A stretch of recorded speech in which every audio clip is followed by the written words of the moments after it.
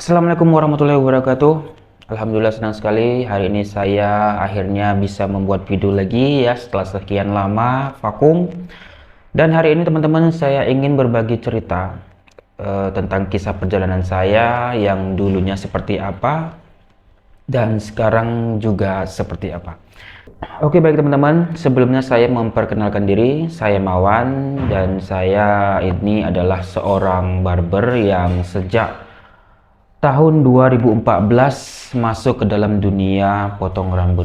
Dan hari ini teman-teman saya ingin berbagi cerita tentang perjalanan saya hingga saya menjadi seorang barber sampai saat ini. Jadi teman-teman, saya itu adalah dulu itu sebelum masuk di dalam dunia potong rambut ya sebagai barber, saya itu adalah seorang buruh pabrik yang gajinya ya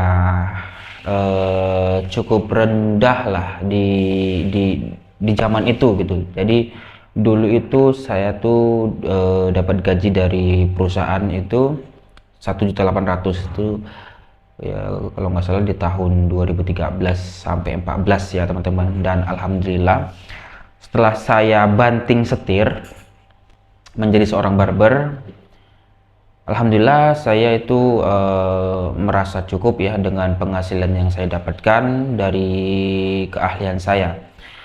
Ya jadi teman-teman, eh, alasan saya menjadi seorang barber itu sebenarnya eh, panjang ceritanya juga ya. Jadi saya ini kan tamatan SMA ya, tamatan SMA. Jadi untuk kuliah saya ini mengalami keterbatasan biaya, jadi saya memutuskan untuk tidak kuliah dan saya memilih untuk bekerja, teman-teman. Jadi sebenarnya pengalaman saya itu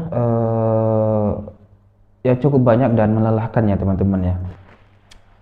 Saya itu sebelum jadi barber itu ya kerjanya serabutan teman-teman. Apa aja saya kerjakan yang penting bisa mendapatkan uang ya.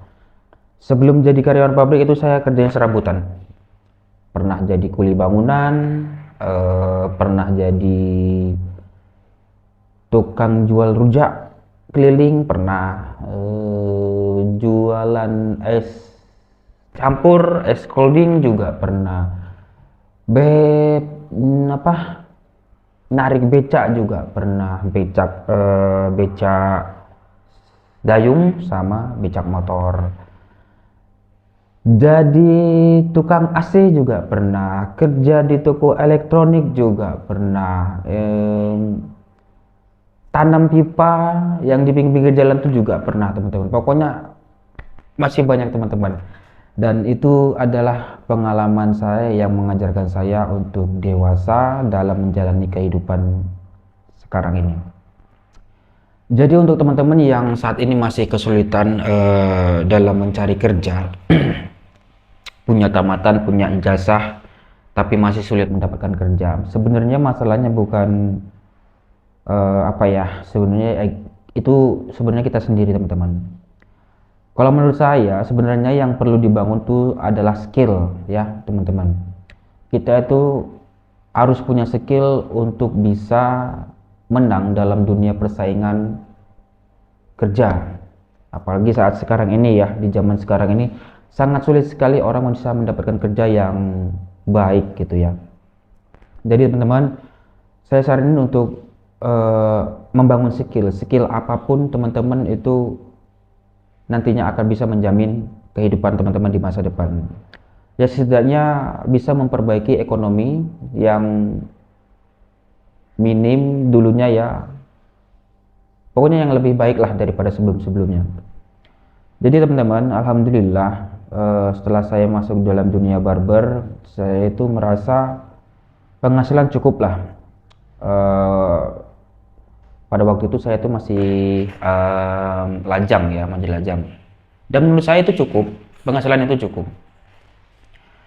Karena waktu saya pertama kali masuk dalam dunia potong rambut, itu saya itu melamar kerja di suatu daerah di kota memang. Di kota itu, jadi saya mendaftar untuk bekerja di situ dan akhirnya diterima. Tapi saya itu diuji coba dulu ya, dites dulu untuk menunjukkan hasil ya, apakah hasil itu layak atau tidak. Jadi ya sebenarnya ya saya itu sangat minim sekali ilmunya ya, karena saya itu memaksakan diri untuk bisa kerja walaupun skillnya itu sangat minim ya, sangat banyak kekurangan. Tapi saya yakin dan saya percaya bahwasanya itu bisa ya, bisa dan bisa menjadi lebih baik, skillnya yang lebih baik. Jadi waktu itu saya coba untuk menunjukkan hasil. Memang ya untuk durasi dalam satu customer itu cukup lama. Sekitar durasinya itu sekitar 1 jam, 1 jaman lah gitu. Padahal cuman pangkas di pinggirannya aja ya kita membuat feed itu. Dan waktu itu ya memang ya perasaannya gimana ya? Perasaannya itu ya sangat ya kacau ya, kacau tapi terpaksa gitu ya. Karena memang tidak ada yang bisa saya lakukan kecuali keberanian tadi nih. Karena kalau saya untuk mencari pekerjaan di luar dari ini itu sangat sulit sekali teman-teman. Nah itu tadi kenapa saya tertarik sama dunia barber ini ya, karena memang peluangnya itu ada aja teman-teman, lowongan kerjanya itu ada aja. Berarti kan ini peluang yang sangat baik gitu loh ya kan. Setiap saya melihat lowongan kerja, waktu itu saya rajin lihat di koran, itu ada aja lowongan kerja untuk tukang pangkas ya, tukang potong rambut. Jadi saya berpikir boleh juga ya ini jadi tukang potong rambut ya, gajinya lumayan kok kan, dikasih fasilitas tempat tinggal juga kan. Nah jadi itu saya berpikir untuk memberanikan diri menjadi seorang barber ya, saya paksa untuk menjadi seorang barber karena saya sudah paham tentang hitung-hitungannya ya. Kalau dibandingkan bekerja di perusahaan sebelumnya atau misalkan di pekerjaan lain atau di toko-toko gitulah ya, sangat menjanjikan sekali kalau menjadi seorang barber ini ya. Nah, jadi di situ saya mulai mendalami dan akhirnya level saya itu meningkat ya.